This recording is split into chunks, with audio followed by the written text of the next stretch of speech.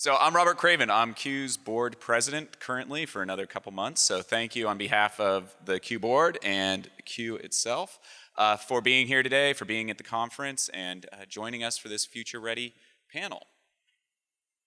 So we are here today with the Is Your District Future Ready? We have three fabulous superintendents that are up here that are going to be talking to us about the initiatives they have in their district to prepare students for the future and to prepare their schools to be future ready. And so we can find out what these cutting edge districts are currently doing. So I will briefly introduce them. Well, really, I'm going to let them introduce themselves for the most part. But on the far side here, we have Daryl Adams, Superintendent of Coachella Valley Unified School District. We have Dr. Cathy Pierce, Superintendent of Santee Elementary School District, who brings a crowd, evidently. So, nice. And Superintendent Duane Coleman from Oceanside Unified School District. That one's a mouthpiece. Oh, all right. Yes, nice. The San Diego crowd, great. So I'm guessing everybody knows a little bit about Future Ready. The president, kind of on the heels of the Connect Ed initiative that was launched earlier this year, he went ahead and started talking about what it's going to take to have our schools future ready and beginning the Future Ready initiative here. Really looking at building the human capacity within schools and districts to transform learning. And a key component of that is the use of devices as well as digital curriculum, really, to make sure that our students are engaged, that they're critical thinkers, that they're problem solvers as they move forward through education.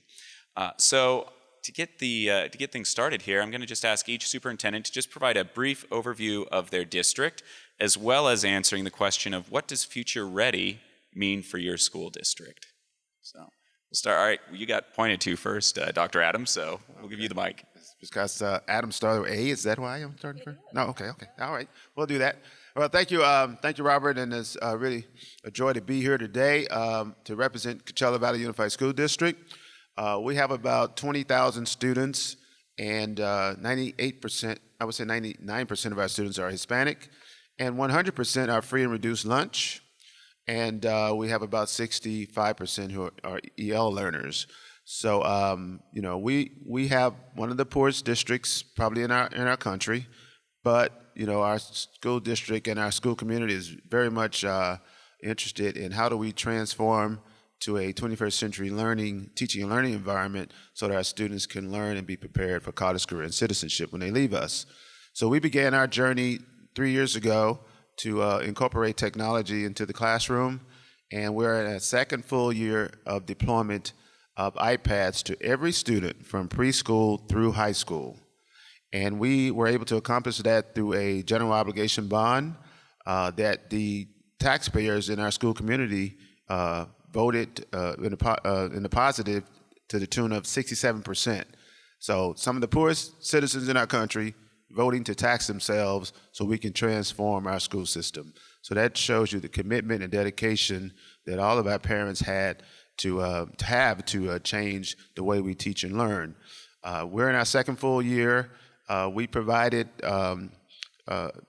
this training for our teachers before we began the process because we wanted to make sure when the kids got the iPads, they could keep up. And of course, as soon as the kids got the iPad, they really took off and keeping the teachers side by side as they learn and grow together.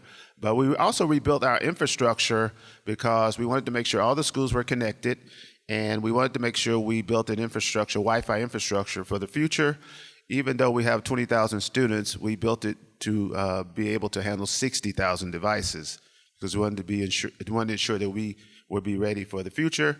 And our teachers are now writing Common Core units of study and integrating that into the classroom using the SAMR model. And, things are really progressing very well. You see the new magic and an engagement in the classroom that you've never seen before. We're putting Wi-Fi routers on buses, parking them in neighborhoods where there is no connectivity, so our students will have 24/7 access. And that's really just changing the whole landscape of education in our community, and we are sure we're going to see the benefits of that as our students graduate prepared for college, career, and citizenship. All right, so yes, Dr. Pierce, same question. What is Future Ready for your schools? All right. Good morning. I'm Cathy Pierce, Superintendent of Santee School District, which is located in San Diego County, the eastern part of San Diego County. It's a town, probably 55,000 residents and 16 square miles. We have 8 K-8 schools and 1 K-6 school there, and then our students feed into a different high school. As far as demographics go, we're quite different than Coachella Valley. We have probably less than 15% of our students are English learners, but we have embraced digital learning. We are coming to the close of a 3-year plan, going one-to-one with all of our children. This past year, we deployed 2,500 iPads to students in grades 3 through 5. Those students not only use those devices in the classroom, but we want to empower our students to have access to the world around them 24/7, 365. So they take those devices home with them. And we are working on building a cadre of online programs to empower those students with their learning and applying those deep conceptual aspects of the Common Core standards. Now, in the fall, we will deploy grades 6 through 8 with iPads as well, and then we're scheduled for K2 to have their iPads the following fall. But I will tell you, those K2 teachers are wanting their iPads really quick, so if the opportunity avails itself, and that's a big if, but if it does, we would move a little bit quicker into that arena. We, like Daryl did with his school district, we gave teachers iPads first because we wanted them to gain a deeper understanding of the device and the apps and the programs their students would be working with. And this is for us, and I'm sure for these gentlemen as well, this is more than the device for us. This is about student learning. This is about empowering children with the technology they need to access the world and enhance their learning experiences. And I can go into more detail later, but I'll pass this over to my colleague. Great. All right, Dr. Coleman, how is your district becoming future ready in Oceanside? Well, I am Duane Coleman, and from Oceanside Unified, and we are probably 25, 30 minutes north of Santee, and we are right on the west coast, right on the beach. And I would say demographically, we're probably in between Santee and Coachella Valley. We have about 65, almost 70% of our students are free and reduced lunch. About 60% Hispanic, about 30-40% English learners. And you know, we are more of what we call a targeted slow growth, and we really put a focus on teachers first. You know, everyone wanted to give them to the students first, and I know there's different ways of doing that, but one of the things that we've really done, even when we implemented CSTs, as we moved into Common Core, we really put a lot of focus and trust in our teachers. And so we wanted to make sure that we had a process where we were going to train our teachers, and the way we train them, we work with USD, University of San Diego, in terms of our implementation of the devices, in terms of how we are utilizing professional development with our teachers so that the Common Core content, ultimately, it's not going to be about the device, because we have some who are learning the device, and you know, then there are some who are really good at it, can and merge that content, and it's seamless. And so we have them all over the spectrum. And so we really put a focus on professional development for our teachers, and we're going as fast as our teachers go. We also are connected to Camp Pendleton. So we are a military district, and we have 3 K-8 middle schools on that campus. And we've actually received 2 Department of Defense grants, one at about $2 million and about another one is $3 million. And so all those teachers, and we are deploying iPads out to the students. So their transition is a little bit quicker with students on those base schools. There are 23 schools, and it is a K-12. And we have 3 K-8s on base, and then we have 4 middle schools off base, 2 comprehensive high schools, 1 alternative high school, and then 13 elementary schools. And so our focus is there. We did a 2-year cohorts. Our first cohort of 8 elementaries, they receive iPads.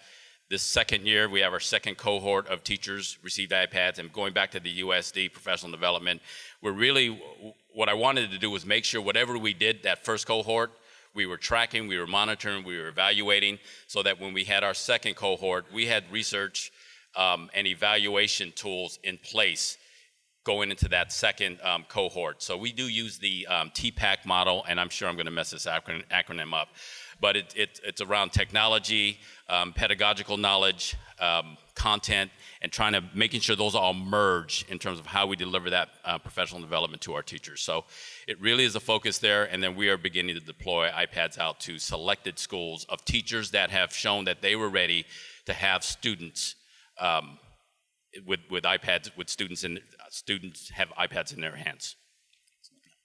Thank you. So I heard common thread really through all three of you is devices, most certainly.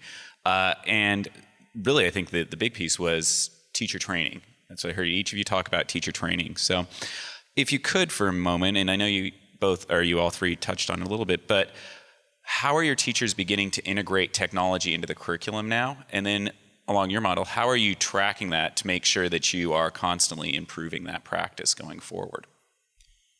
Wow, I'll start. They are all in different phases. And one of the big things, we had teachers that really wanted the iPads in the students' hands right away. And those were the teachers that were ready. And so what we didn't want to do as a district was this top-down approach where we were going to say, okay, this is the baseline that you will meet. And so again, as we trusted our teachers, we had our teachers work on different evaluative models of preparedness. And what they did was they took those models and then showed their preparedness in front of their colleagues. And so I wasn't there. I did not want to be there. I didn't want the district presence there. Not that we're not involved, but I wanted our teachers to really kind of hold themselves accountable before they implemented those iPads to their students. You know, and like you all here, your teachers are all over the place. You have teachers that are teaching coding in Oceanside. I had a third grader show me a soccer game that he had coded, and you know, it's just amazing stuff that they're doing. So they're all over the map in terms of the implementation, because at the same time, we're also trying to implement Common Core. And one of the things right now is we're trying not to pull teachers out for device training and Common Core training. And so my hope is that next year, because it'll be our third year, is that the trainings will all be embedded, where our program specialists who facilitate the training are providing that professional development with the use of the iPad and making sure that our teachers are using those devices. And I know I'm saying iPad. Our elementary school teachers all are on iPads. We are now experimenting with Chromebooks in middle and high school as a pilot, because we are going to transition now from middle to high school to secondary, so we will have this thing embedded K-12. Duane, I think you touched on something that's incredibly important, and that's about teacher preparation and making sure they're ready for this endeavor. Several years ago, we started a project called Innovation Grants, which we put out grants to teachers. We actually took about $100,000 from the general fund budget and said, if you want technology in your classroom, write us a proposal, here's the rubric, and we'll put it before a committee and fund it. And it could be anything from, I want a class set of iPads or Chromebooks, to, you know what, I just need an iPad because I need to learn how to navigate that. So for 2 years, we seeded those teachers, those curious, those courageous teachers that wanted to step up into the world of technology and to bring their students into that world. And this year, as I said, we pulled in grades 3 through 5. Before we deployed devices to our students, last spring we gave teachers iPads. We did some professional development with them that way. A year ago last spring, as well as we put a lot of online programs in place. Again, USD is a popular institution to work with in San Diego County, and we have a partnership with them as well. And so they are actually working at the school sites with each of the principals and their technology leadership team to address specifically what the teachers at that school site need. And like Duane says, the teachers are everywhere. And, as a superintendent, I'm very comfortable with that, just as long as we're seeing growth and we're seeing movement. I'm good with that because everybody has their starting point. But probably one of the most powerful pieces of teacher professional development that we have done is we brought 4 teachers on special assignment to the district office. And that is all they do. They work hand in hand with their teacher colleagues throughout the district on using technology, tapping technology to empower and deepen the learning of Common Core standards. And everywhere I go and I, talk to the teachers and to the principals, they say that is probably the one best move we have made in the way of supporting our teachers. And then we have the district PD as well. But let me turn it over to you, Daryl. Okay, thank you. Well, we've always said that the Achilles heel of any transformation or reform is training. If you don't train your teachers, they will shut down, close the door, and keep doing what they've always been doing, and of course, expecting a different result. That's insanity, as Einstein said. So we embraced our teachers first with the pilot program, and we asked them to apply to be in the pilot program. And so we had 300 of our 900 teachers apply. They had to show us how they were going to use project-based learning or challenge-based learning to use technology and integrate it in their lessons. And so those 120 teachers became our pilot teachers. Of course, they became also the cheerleaders for the effort because their colleagues saw what they were doing. Why did you get the iPad first? And, oh my God, you're doing this, you're doing that. So they got really excited about it. Plus, the students went home, told mom and dad about it. They got excited about it. And so those efforts led to the passing of the bond, which got us the $42 million to do this. We didn't really want to focus too much on evaluation because we just wanted them to go for it. One of our mottos is think outside the box. There is no box when it comes to the best quality education for our kids. So we didn't want to shackle them with that. So the last 2 years, we have not evaluated them on the use of technology. But that's coming next year because they've had it long enough now to know. And there's been some great things happening. We developed our own educational technology division, which is about 20 people. Some of our best teachers, our principals, hate me because I pull some of their best educational technology teachers, and they man the educational technology division, and they go out and train other teachers. They help with the deployment, and they have online courses. If you go to our website, you'll see online courses where teachers can always just really go there and, I need to learn about how to use, Keynote or whatever, first 5 days and, and how to use technology. They have that available to them. And we have developed a program called the Samurai Teacher Certification Program. Using the SAMR model, we've advanced that idea by having a process to train teachers over 6 weeks. There's a lot of intense instruction and a lot of deliverables that they have to accomplish.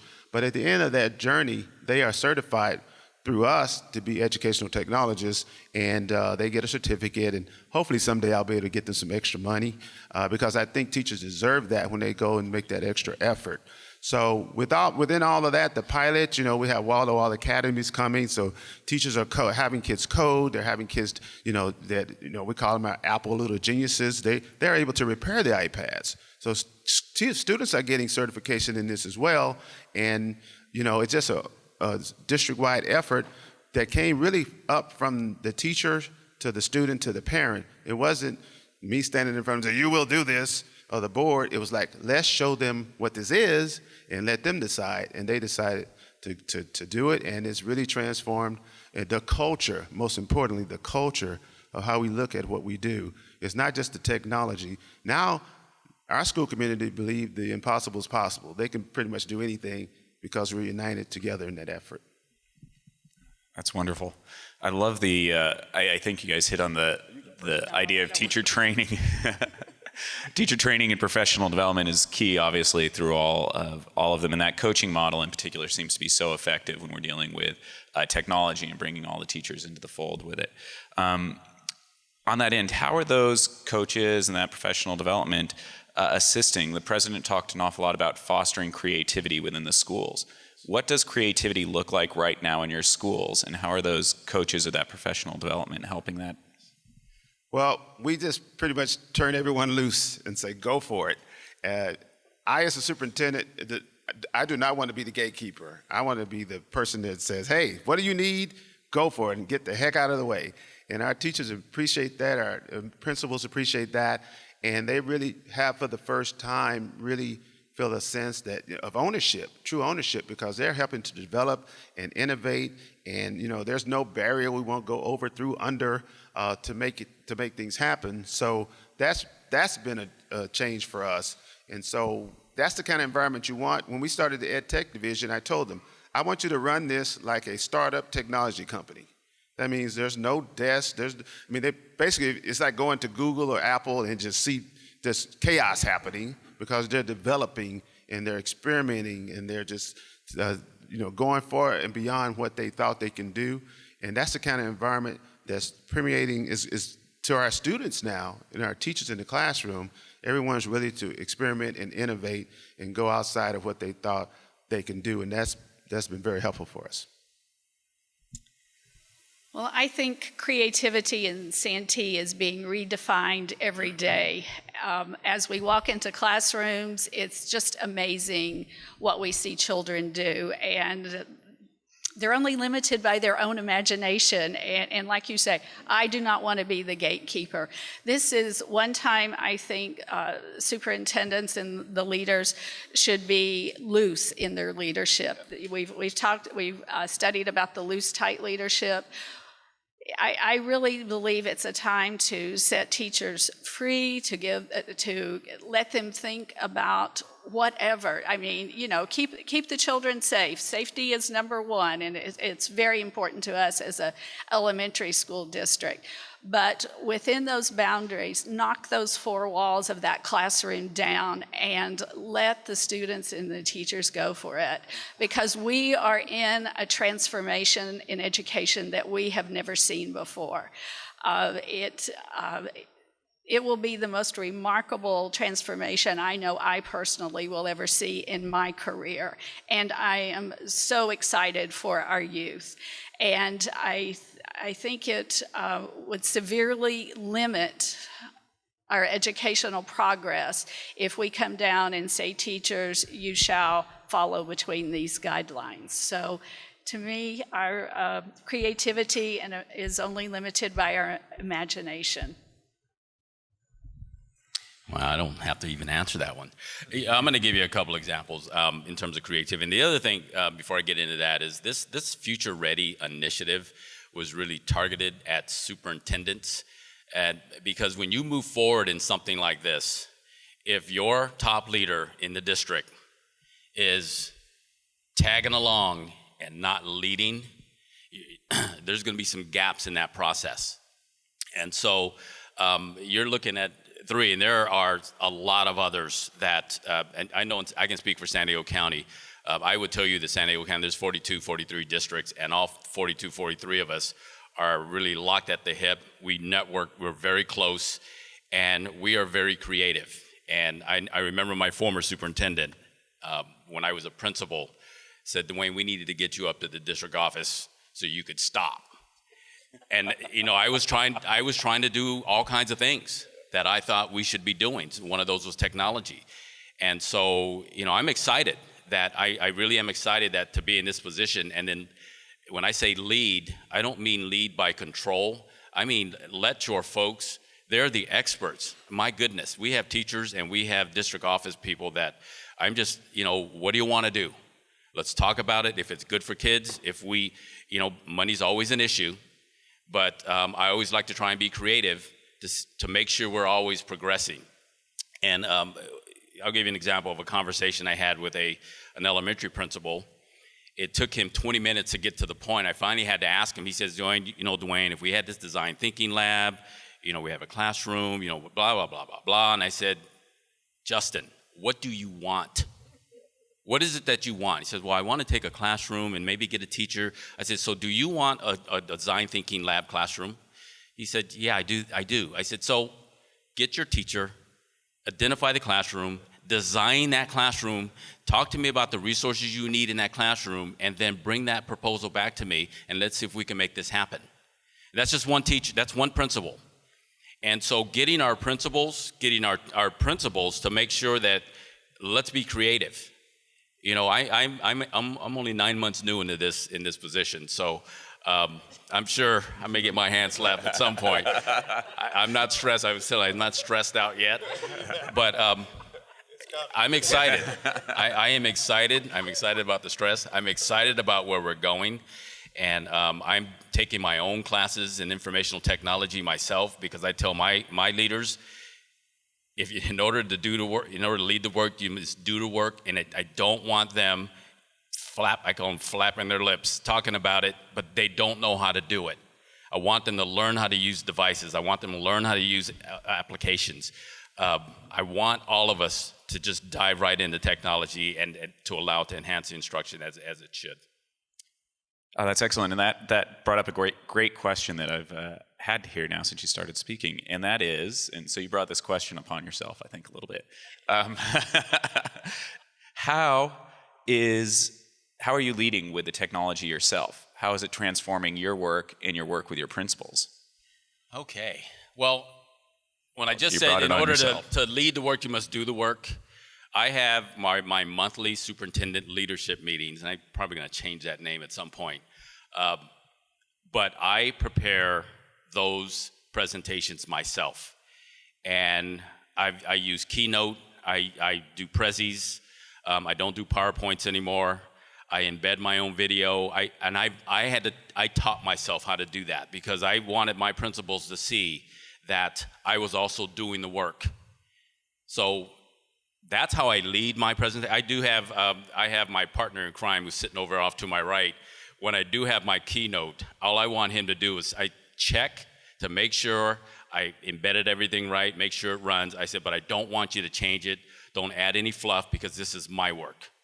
And when it's time for me to add fluff, I'll be able to, when I learn how to add fluff to my presentations, I will add that fluff to my presentation. So that's how I lead my work as a superintendent. I need to see them see me do the work. So I'm not just talking in front of teachers about technology and its importance. In fact, I also do my keynote off of my phone. So I'm running my slides off my phone in front of them, and I tell them that's why I'm doing it, because I want them to also learn that themselves. Well, I'm a learner too, just along with everybody else in our district, and we've infused technology in our leadership meetings as well. I've got two principals over here, so I'm going to tell on myself here. One of the things I wanted to permeate the district a little bit more was the use of Edmodo. So we brought forth an initiative to where the principals would actually become an Edmodo group and start posting certain pieces of their leadership for their principal colleagues to see. But personally, I want to set the example that I don't know everything. There is absolutely no way I can keep up, and I want to be the model that I'm learning just along beside them, because that model translates down to the classroom too. You're going to have teachers that will have a classroom full of students that may know more than the teacher knows about the device and about the programs, and that helps and that can help out in times when things don't go exactly right for the teacher. So for us, it's a culture shift from everywhere, from the classroom up to the superintendent, that we are all learners and we are all in this together and we help each other. I mean, I want to be comfortable with students coming up and helping me if I'm struggling with a piece in a classroom. So it's a culture change rather than the person at the top or the teacher in the front of the classroom being the holder of all knowledge, to where it's a culture of everyone's a learner. Thank you. Yes, I call myself the CLO of my organization, the Chief Learning Officer, because I am constantly loving the joy of learning, and I display that in everything I do. When it came to technology, I've been using technology ever since the old Atari, and I was trying to write music. I'm a professional musician by passion and love, and I used that old Atari to write music with, and then I found out about what Apple was doing, and I was hooked. And so I actually have created a video where I shot the film, I edited the film, I wrote the music for the video, I did the voiceover for the video, and I produced that along with the campaign to raise the money for Measure X, which is our bond, which passed. And that video it's on our website if you want to see it. It was done by the superintendent. So I wanted to show my staff, my principals, everyone, if I could do it, you can do it. I do have training as a musician, but I didn't have any training using Final Cut Pro, and I figured that out pretty quickly, and also using some of the other Apple applications. I use Keynote, I use Numbers, I use Pages. I wanted them to see me using the things they would be using, and I actually have created a GarageBand class that I'm going to be using to teach some of our students how to write music and how to use technology to create, because I believe creativity is one of the things we are in danger of losing if we don't remember. That is the key to the soul. Music, creativity, dance, art, we can't lose that. And so I want to display that along with what we can do to use technology to be more efficient and effective. We use GoToMeetings. Half our principals meetings, they don't even come. We do a webinar, so they're in their office. We're trying to use technology to demonstrate to everyone that it will make us more effective and efficient. And we started our own paperless initiative to no more paper. I mean, I got my 6+ here. This is all I need. Actually, I'm getting ready to do a 6+ pilot to see if we can teach and have students learn and grow using this device. So before you know it, we're going to have computer chips in our brains. We won't need anything, and we're going to be so smart. It's going to be unbelievable. And I will volunteer to be the first one with a computer chip in the brain. Oh, that's excellent. And that leads right into my next question then that Superintendent Pierce was talking about. You said this is one of the most transformational times for education. Where do you see education going in the next, let's just say, 5 years? So are we going to all have chips in our brain, or is it just going to be Superintendent Adams? But where do you guys see education in the next 5 years? How do you see, in particular, technology influencing that as well? Oh my, I think about the last 5 years, how far we have come, and we're back to that imagination thing, we're only limited by our imagination. But as we grow, I would like to see, as I said earlier, I would like to see the learning not confined to four walls. I would like to see a movement into accessing online resources at a greater degree, collaboration with children collaborating with their colleagues around the world, as well as our teachers collaborating with colleagues around the world. Actually, I would like to see us bring in professionals into that collaborative think tank that students could have at their school. I think learning spaces will be redefined. We're already seeing some schools that are building, well, Duane, you talked about your Design 39 classroom, but we're also seeing new schools be redesigned. So I think the learning space will be transformative. I think the access to professionals will supplement this transformation and just really redefine teaching and learning. And I'll go out on a limb here and say I would really like to see that children progress at their own academic level, their own academic ability, rather than a grade level. So we could think about that. That's a great point. I'm going to 100% agree with Cathy. We've actually been in discussions of this at the county level about what we want as a county, where we want to see the county. And so I'm not going to repeat anything she said, because I'm in full agreement. But one of the things I do think about is it's hard for me to imagine 5 years from now. If you're familiar with moonshot thinking, how many are you familiar with moonshot thinking, 10 times thinking? It's hard to imagine. It's almost like I don't want to put a label on 5 years down the road. I want to imagine and continue to imagine as things happen. And that's not going to be 5 years. It might not be 2 years, but what are we thinking about down the road. Because with technology, we're seeing things that are happening today that we may have thought last year would have been 5 years from now. So I don't put a 5-year tag now. I've stopped doing that, because if we're really going to be 10 times thinkers, the sky is the limit, and and somebody has an idea. It may not be you, but if you give kids, if you give teachers the environment to be free to think and free to imagine without some of the constraints that sometimes we operate in, that's when you're going to really see education explode. So I'm not going to give you a five-year timeline, because I can't think that far. I think things are happening way too fast for me to be thinking that far.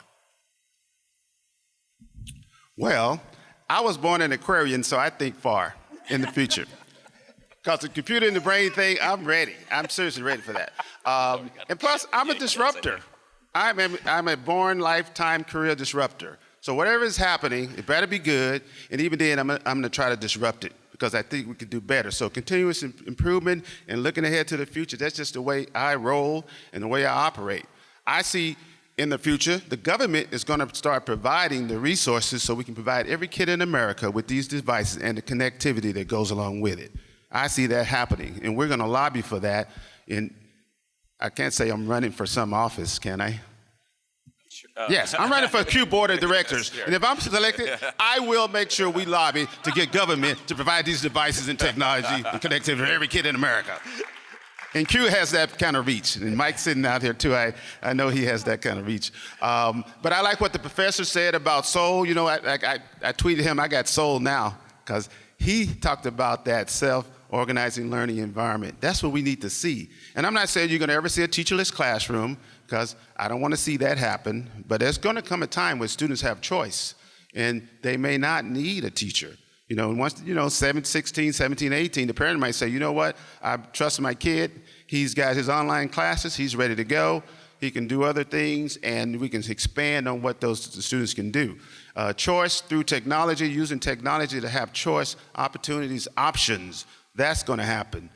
Personalized learning is here, but it's going to be at a massive, massive scale where students understand their learning modality, their learning style, what multiple intelligence that they're most strong in, and they're going to be able to adapt and customize their own learning, because technology is going to allow them to do that. So I see a bright, bright future for education and teaching and learning in our country, and we as superintendents, we have to constantly press and move forward, just destroy that inbox thinking, and continue to just try to make this futuristic. I call it the Star Trek syndrome. The things you saw on Star Trek, it's getting ready to happen, because technology is going to allow it to happen. And I can't wait till they just, how Spock used to do the little thing around, and then you're a whale. No, Doc, what's his name, Doctor? I'm waiting for that, because I got pains all over the place. I need that now. So I'm ready. Oh my goodness. I love the that personalized learning idea that you guys are touching on is, I think, key going forward here in the future for our students. And it's a very exciting time for our students with that ability to have choice and to personalize what they're doing, especially with the online resources that you've each touched on as well. I do have one question for Superintendent Coleman, though, that is unique. I don't know that all of you know this, but Superintendent Coleman has a unique distinction of serving as superintendent in the same district in which he taught and the same district that he went to school in as a child. So I'm wondering, how has the district, and in particular the high school, changed from the time you were there to now? Well, it's really changed, and people who know me knew that this position was not something that in my head was on my radar. I did go to elementary, middle, and high school there. I taught in one of the high schools for 8 years. It wasn't my alma mater high school, so that was really difficult. But so I do love both high schools. So what this allows me, though, is that I know the community. I know the families. I know uncles, aunties, grandparents, friends of friends.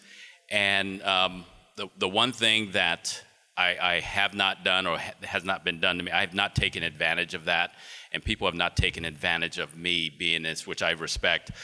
When I have like 1,600 Facebook friends.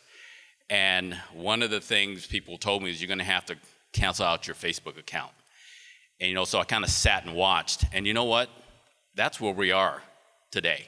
That's our future. So one of the things I want to do in my community, and this helps me being from that community, I have told my school board, and I really mean when I say this, what I'm about to tell you, I really mean this. This wasn't some statement. This is my first and last superintendency. This is the town that I love. This is the town where I was raised. We've had issues in Oceanside that I want to be part of resolving some of those issues around gangs, poverty. And so, when I retire, this is going to be the town that I put my heart and soul into. So I'm lucky that I found my purpose in life. My purpose isn't such that it's this position, but my purpose is education, and I'm lucky to be in the community that I was raised, that I love, and I want to do my part in making that community the best it can be. I think the community of Oceanside is very fortunate to have you there as well. I think that's a great fit. Thank you for that. That was a wonderful response. I love that. On that idea of community, you've all spoken about it a little bit. Dr. Adams, you've talked about it quite a bit. Superintendent Pierce, how is the community reacting, your community of Santee, to the one-to-one initiative and to this idea of future ready? Oh, it's incredibly important that you communicate early on all of your thinking and bring in your stakeholders when you're moving into a digital environment, especially at the elementary level, because the parents are rightfully so more protective of their children, and they want to know what will they have access to and how are you protecting them. So communication, we had lots of stakeholder input as we moved into our digital learning initiative. And a large part of that was with our community members, such as through PTA. We would meet with, principals would meet with the PTA presidents. They would meet with their PTA leadership at their school site. I personally meet with the PTA group, the presidents from each of the school sites once a month. I often, about once a year, I'll have them bring in their executive board and do a presentation, and we did that with our digital learning piece. When we did our rollout, well, let me back up another year. A year ago, a little over a year ago, when we first went into Common Core, we established a Common Core parent campaign in which parents would come to the school site and participate in training around Common Core for 5 different nights. One was an overview, 1 language arts, 1 math, 1 assessment, and 1 technology. And so at the end of that, we gave them a certificate, and it was a phenomenal success because there was a great outreach, and everyone got the same baseline knowledge about Common Core. So if you have success once, you kind of repeat that, and so we're doing that with our digital learning initiative. The principals bring the parents in, they engage them in a digital learning evening into which they see what this initiative truly is. They tell them how the safeguards that we have in place, because like I said, our children take the devices home, and we have a proxy server and a system that no matter where they are in the world, when they access the internet, they're rerouted back to the district, so they travel under the umbrella of the safety of the district. So that was very important to us. It's also important to parents on how do I monitor my child's progress. So all of these pieces are ongoing as we reach out to our parent community, and they have been nothing but supportive, absolutely supportive. Unlike Darrell, our funding for our one-to-one initiative did come from our LCAP funding, and this is at the heart of our LCAP. So there was a lot of outreach to the community with those stakeholder groups when we took our LCAP out for their input sessions. Mm-hmm. Fantastic, thank you. Did you want to touch, Dr. Adams, on more on community, maybe how the community's reacting? I think you talked about the initial support you had, and you've touched a little bit, but how are they reacting, especially maybe to the buses as well that you're putting out there for the students with Wi-Fi? Well, the community is very, very, very proud of the progress we made, and the parents are a big part of what we do. We have what we call the Year of the Parent, and I kind of surprised them because they said, well, I thought that was last year. I said, well, every year is the year of the parent. You must be involved in what we're doing. This is your school community. This is your district. We're no longer the district that does it to you. We're the district that does it with you.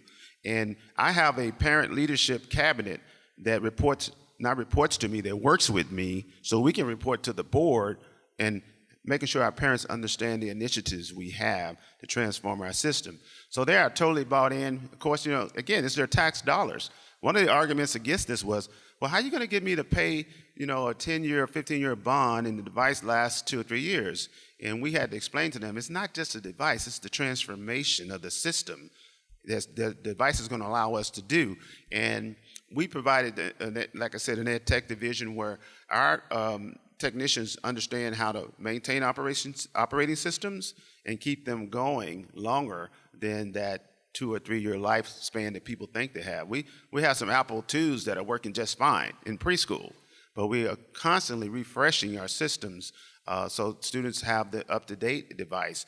But our parents expect that, and now we have a Parent iPad Institute where they're not just learning about it, and they are learning how to use it, and they're learning how to use it in their own lives, in their own learning, because a lot of our parents still speak Spanish and they want to learn English, so we put Rosetta Stone, we make that available to our parents, and they're using those devices as a family device now, and that's beautiful to see. You see the whole family. In the past, they crowd around the fireplace, now they're crowding around the iPad. It's pretty cool.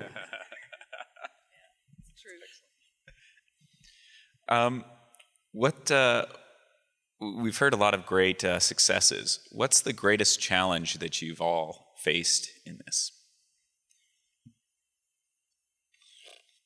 Challenge. There's a lot of challenges, and maybe I'm just a real optimist. I'll take some of those challenges because I know we can achieve anything we want, and I know we can get over things. And money, I would say, I'll always bring up the money piece. Is a challenge, and how we used to fund things, especially in technology, was we would just outlay money for devices and not have it line itemed in the budget. Well, it's line item now. It's going to be line item now. We don't have enough money in our general fund to give one-to-one iPads to every student if we were to outright buy them. So we're going to lease them. And we're going to do lease to own. And so we're going to be trying all kinds of creative things so we can move forward, because the one thing we can't do is stop. That's not even an option to stop. So I would say our challenge has probably been the money piece that I think we're going to overcome. I think the PD for the teachers has been a challenge because of the learning the device and also implementing Common Core. Has been a challenge in terms of them not wanting to be out of the classroom, which is a good thing. You want your teachers to not want to be out of the classroom, and that's what happens in Oceanside, and I'm sure in other areas too. But before I pass the mic, I do want to acknowledge one person that's in the crowd, Dr. David Miyashiro. Are you here, David? He is the superintendent of Cajon Valley. He could be very well sitting up here, and I'm saying that because he is an example of one of our superintendents in our county that really has pushed forward. They're doing some phenomenal things down in his county, but our county-wide superintendents, we have a really good group that we beg, borrow, and steal from each other, and we do that happily. I would agree with Duane. Money is a major issue. As I said, we've embraced the one-to-one initiative, and we are funding it with our LCAP money, and it is a major hit to the budget.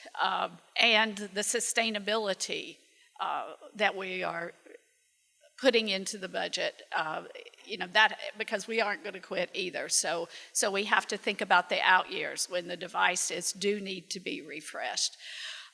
The other thing that I find is a challenge is time. There's so much to learn, and everybody's at a different place. So I'm going to ask Daryl for a set of those computer chips to implant in all of our brains. No, there's just a lot to learn and a lot to absorb and a lot to process for our teachers, for our principals, because right now it requires teachers to be different types of teachers, and it requires principals to be a different type of principal. They can't be the teacher of yesteryear or the principal of yesteryear. And although the vision is there, it is just going to take time before that becomes the new normal. Money and time. Well, my challenge is that we run out of challenges. I love challenges because with challenges come opportunities. One of the things I would tell my staff is, look, mediocrity is the enemy to excellence. We must never be satisfied with the status quo. So if there's no challenges, I'm going to go create some, because I think that keeps us motivated and innovative and moving forward.